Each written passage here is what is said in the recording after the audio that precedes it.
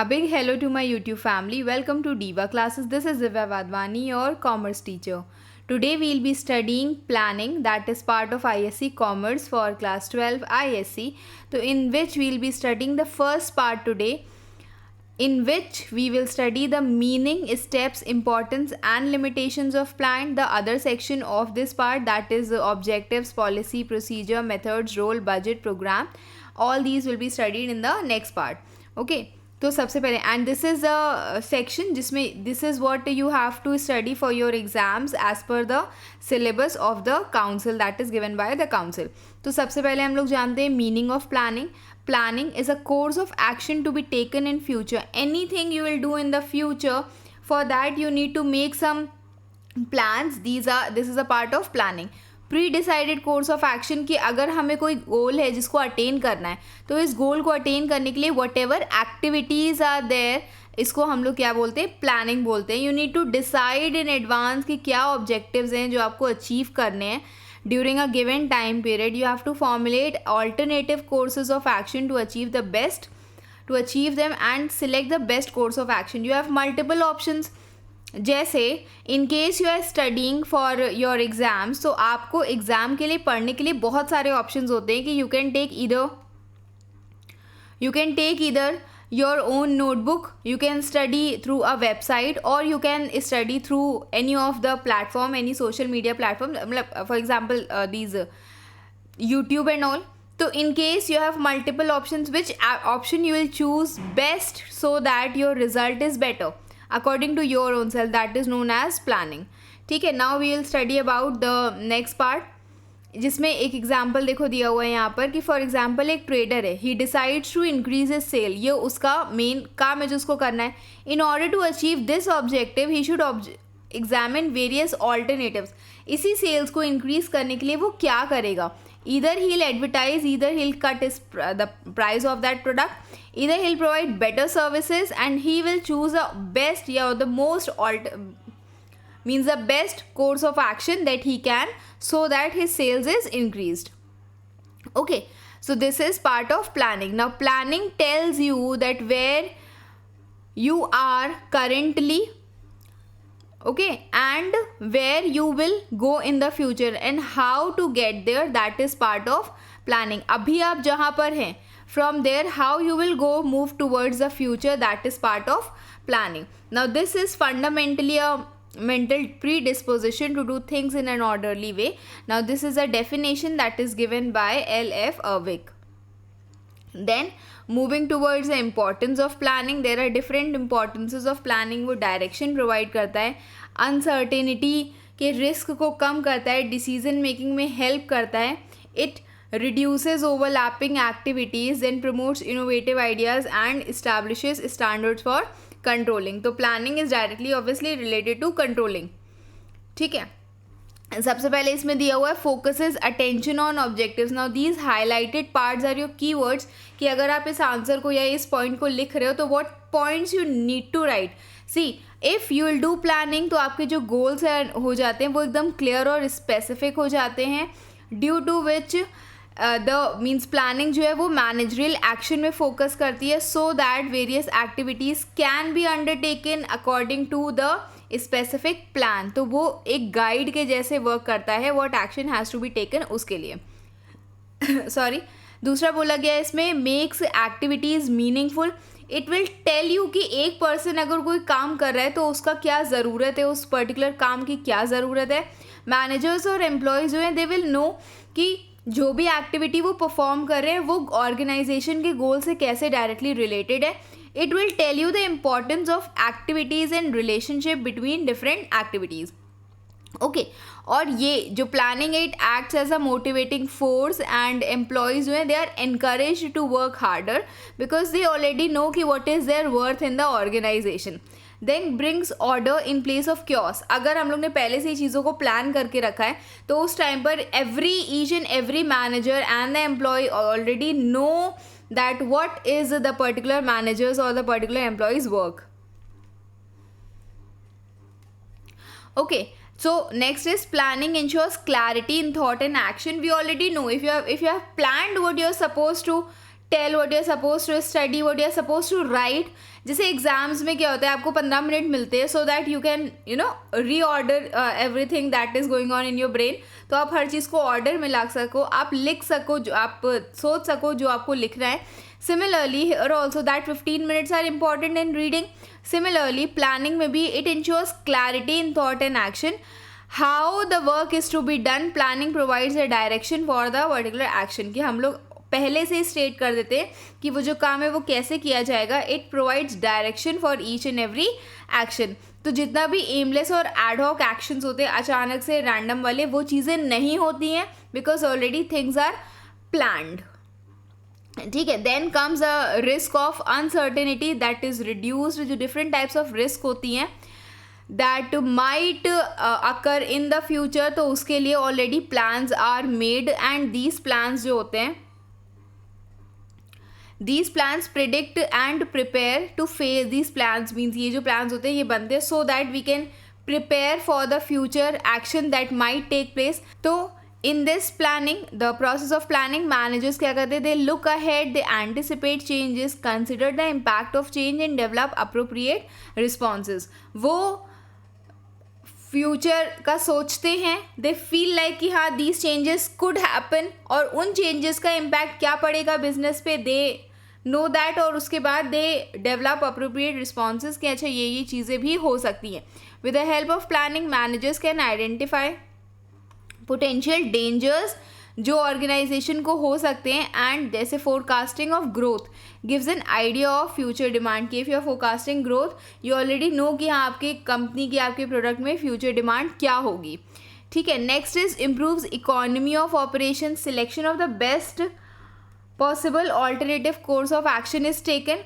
ठीक है. And it helps you to do the task to be completed and how resources are to be utilize. Means in case you have already planned your things, तो उससे क्या होगा कि you already know कि जो task है वो कैसे कंप्लीट होगा, रिसोर्सेज को कैसे हमें यूज़ करना है, be it material, man, machinery, money, everything. तो हमें उसे कैसे यूटिलाइज करना है, जिसके कारण there will be less waste and there will be optimum use of resources and there will be economy in operations. Economy in operations means there will be lesser wastage.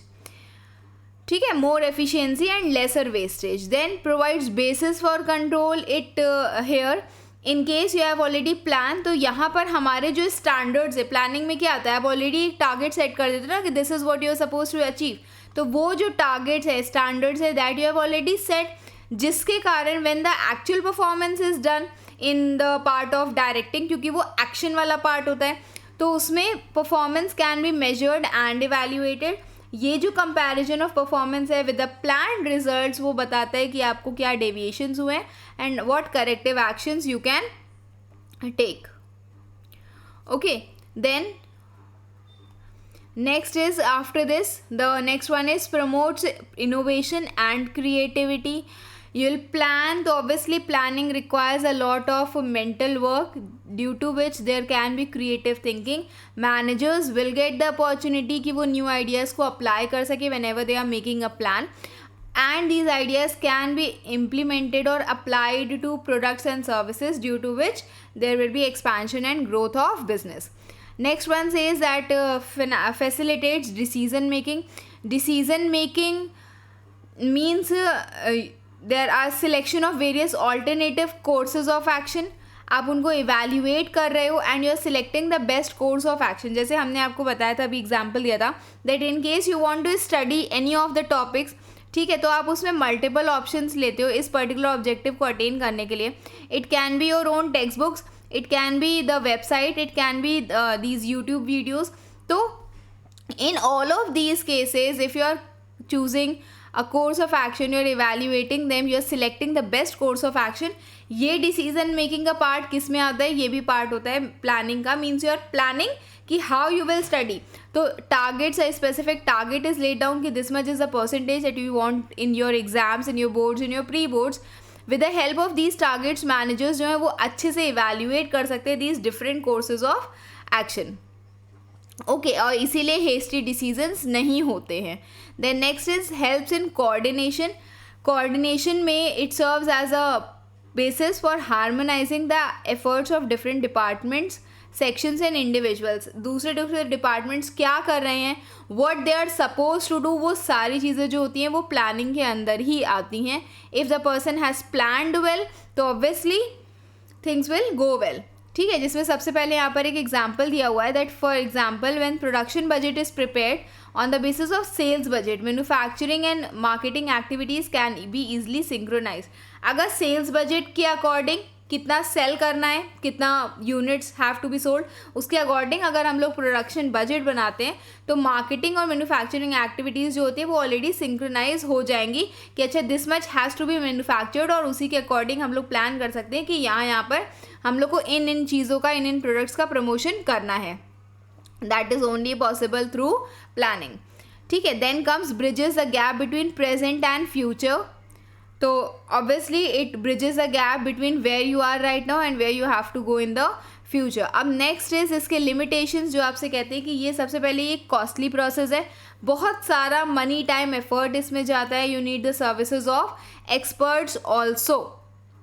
Okay, फिर अब इसमें बोला गया कि कैसे उस चीज़ को आप रिजॉर्ट कर सकते हो, सही कर सकते हो. तो मैनेजमेंट को they should exercise intelligent judgement to balance the expenses of preparing plans. कि अगर वो लोग प्लान्स बना रहे हैं तो उनको कॉस्ट बेनिफिट एनालिसिस देखना चाहिए कि अगर हम ये प्लानिंग कर रहे हैं तो हमें इतनी उसकी कॉस्ट पड़ेगी, इसके अकॉर्डिंग हमें उसके बेनिफिट मिलेंगे. The benefit should always be more than the cost. Then again it is time consuming. ऐसा नहीं कि प्लानिंग आपको करनी नहीं है, इट्स जस्ट कि उसके लिमिटेशंस बताए जा रहे हैं, because every concept has pros and cons. ठीक है, तो यहाँ पर इट इज़ सेड कि वो टाइम कंज्यूमिंग तो होता ही है, कलेक्शन हो गया, एनालिसिस हो गया एंड इंटरप्रिटेशन ऑफ इंफॉर्मेशन हो गया, ये सारी चीज़ों में समय लगता है. और in case of emergencies and crisis, जब on the spot decisions are necessary, उस टाइम पर प्रैक्टिकलिटी को देखा जाए तो वहाँ पर planning is not required. Then next is rigidity. एक बार once the plans are formulated तो पीपल जो है वो स्ट्रिक्टली उसी प्लान्स को एडहर करते हैं, नो मैटर. पीपल जो है उसी प्लान को स्ट्रिक्टली एडहर करते हैं, no matter whatever the changes in the environment are. Business environment आपसे क्या मांग रहा है उससे मतलब नहीं है, you are adhering to the plans. तो इससे क्या होता है कि employees are reluctant to deviate from plans due to fear of criticism. Sometimes they sway their direction, क्योंकि उन्हें पता है कि अभी हम अगर प्लान के अकॉर्डिंग चलेंगे तो भी समस्या हो सकती है, उनको क्रिटिसिज्म मिल सकता है. तो डिटेल्ड प्लानिंग में create a rigid framework in the organisation. And what happens कि अगर हम लोग एग्जैक्ट प्लान्स भी फॉलो कर रहे होते तो वहाँ पर क्रिएटिविटी और इनिशिएटिव हट जाता है, मतलब it is not that much there, क्योंकि we are following the rigid plans, हम लोग अपना दिमाग लगाना बंद कर देते हैं. फिर लैक ऑफ एक्यूरेसी. अगर फोरकास्ट जो हमने आगे का अजम्पशंस लिए हैं वो अगर प्रॉपर नहीं है तो plans can be misleading. The degree of inaccuracy increases as the plan period increases. और जैसे अगर प्लान पीरियड बहुत बड़ा आपने दिया है कि हम वो 3 months में इतना कंप्लीट कर पाएंगे, तो भी आपकी इनएक्यूरेसी बहुत ज़्यादा बढ़ सकती है. देयर कैन बी बायसनेस और prejudice, pre judgement of the planners जो बना रहे हैं प्लान्स को. There can be lack of reliable data and there can be errors in judgement जो इसकी एक्यूरेसी को कम कर सकते हैं. Okay, then next is false sense of securities. Now first, अब इसमें क्या बोला गया है कि डिटेल्ड प्लानिंग आप एक फीलिंग ला देती है कि अच्छा ठीक है, already something has already been plan, ये चीज़ सेटिस्फैक्ट्री, हम इसके अकॉर्डिंग ही वर्क करेंगे. तो they don't improve their performance, they confine themselves to fulfilling the requirements of the plans only. वो एक्स्ट्रा दिमाग नहीं लगाते, वो सिर्फ ये सोचते हैं कि ये प्लान है, हमको इसके अकॉर्डिंग वर्क करना है. हो सकता है कि आपका जो कैपेसिटी हो वो ज़्यादा बड़ी हो as compare to, you could have improved, आप उससे ज़्यादा टारगेट फुलफिल कर सकते हो, लेकिन जस्ट बिकॉज कि प्लान्स में लिखा इतना करना है तो हम इतना ही कर रहे हैं, and it might be considered as unprofitable. Then psychological, people are accustomed to a few attitudes, beliefs and traditions जिसके कारण वो चेंज नहीं करना चाहते हैं. वो एक बिहेवियर में स्पेसिफिकली चल रहे हैं, एक प्रैक्टिस में चल रहे हैं, तो वो वैसे ही चलते हैं. Next is external limitations can be there, might be changes in technology, government policies, legislative enactment मतलब एक्ट और उनके प्रोविजंस, इंडस्ट्रियल अनरेस्ट के कारण जो प्लानिंग है इट कैन बी देयर, जो प्लानिंग है वो मतलब हिंडर हो सकती है बिजनेस एनवायरनमेंट में. तो प्लानिंग इट्स नॉट नेसेसरी कि हर जगह पर इफेक्टिव रोल प्ले ही करे. ठीक है. Then comes the human elements. तो ह्यूमन एलिमेंट्स आपसे कहता है कि there are particular individuals and groups they use planning to serve their own interest. They might try to influence the goal setting and formulation of plans. अपने human interest को बढ़ाने के लिए हो सकता है कि वो जो larger interest of the organisation उसको मतलब अवॉइड कर दें.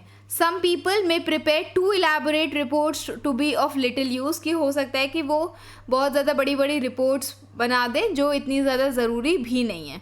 ठीक है. Then comes the steps in the process of planning. तो steps in the process of planning से सबसे पहले हम लोग we are setting objectives, then we are developing premises, then we are identifying different courses of action, you are evaluating alternative courses of action, you are selecting the best alternative, implementing the plan and doing follow up action. ठीक है. सबसे पहले इसमें आता है कि you have to select the targets that should be clearly defined कि आपको organization में क्या चाहिए, what do you need in the organization, and these can be as a whole also and individual departments में भी. जो ऑब्जेक्टिव्स होते हैं वो फिलॉसफी और मास्टर स्ट्रैटेजी के बेसिस पर होते हैं. व्हाट बिजनेस वी आर, और हम लोग किस बिजनेस में क्यों हैं यहाँ पर, and what objectives are to be attain. Major objective जो है वो क्लियर और स्पेसिफिक होने चाहिए. डिपार्टमेंट में, सेक्शंस में, इंडिविजुअल ऑब्जेक्टिव्स में डिवाइडेड होने चाहिए.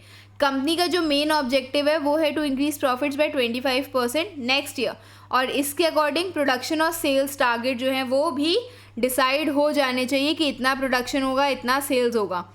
ठीक है. मतलब छोटे छोटे टारगेट्स डिसाइड हो जाने चाहिए हम लोग के मेन टारगेट के according. Then next is developing premises. Means you are developing assumptions कि फ्यूचर में क्या क्या हो सकता है, what things can be there. तो प्लानिंग प्रीमाइसेस जो है दे प्रोवाइड यू एनवायरनमेंट और बाउंड्रीज जिसके within the plan has to be executed.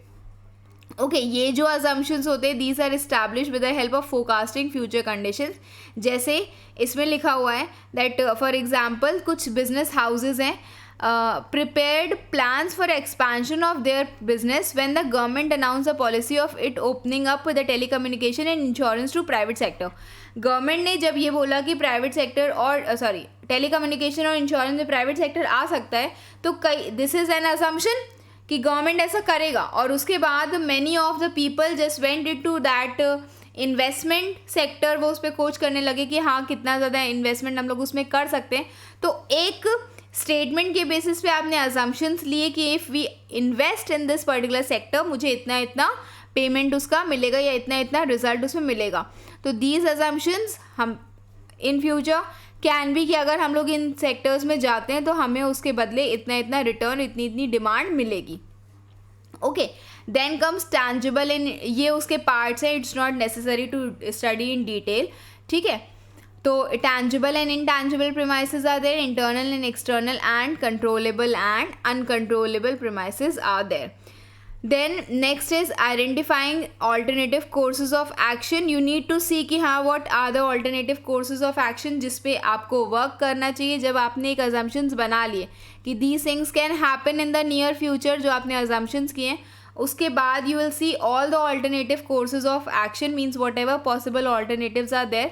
आप उसको चूज़ करोगे जिसके लिए you will collect the data from primary and secondary sources and it will help you develop कि कौन सा ऑल्टरनेटिव कोर्स ऑफ एक्शन आपको लेना चाहिए.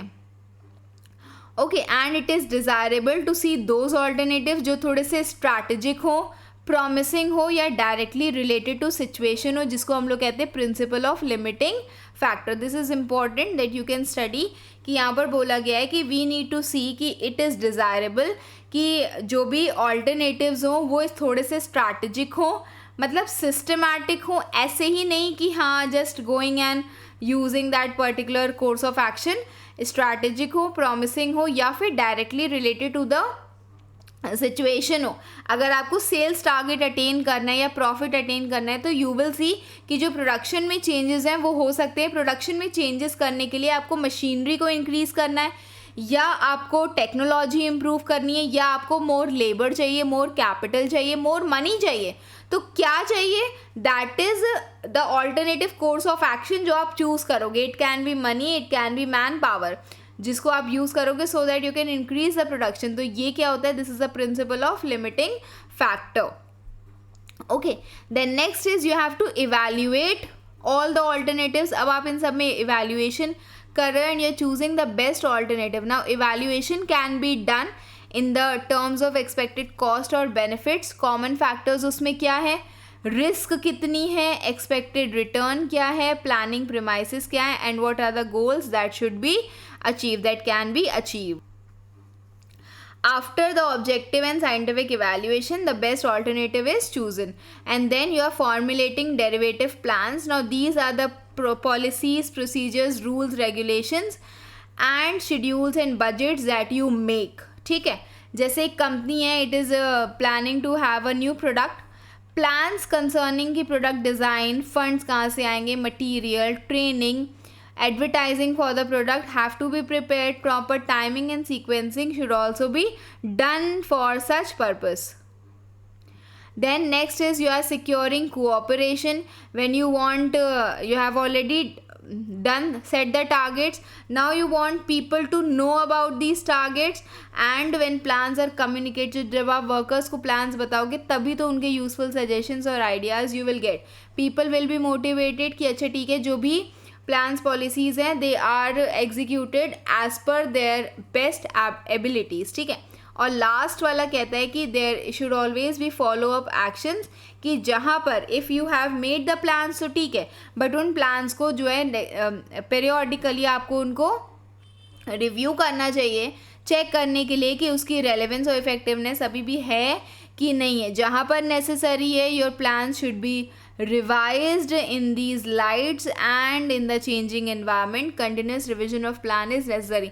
कि अच्छा ठीक है, अगर ये वाला नहीं हो पा रहा है तो नेक्स्ट जो प्लान इसमें हम लोग चेंजेस करेंगे, it should be according to what has been there already. Continuous revision में क्या व्हाट इट विल डू, कि इससे आपके जो प्लान्स हैं वो थोड़े से डायनामिक एनवायरनमेंट में एडजस्ट कर पाएंगे. ठीक है, then this is all for today. So I hope you all have understood this section of planning. Rest we'll be doing in the next part. Till then, keep preparing. Best wishes. Thank you.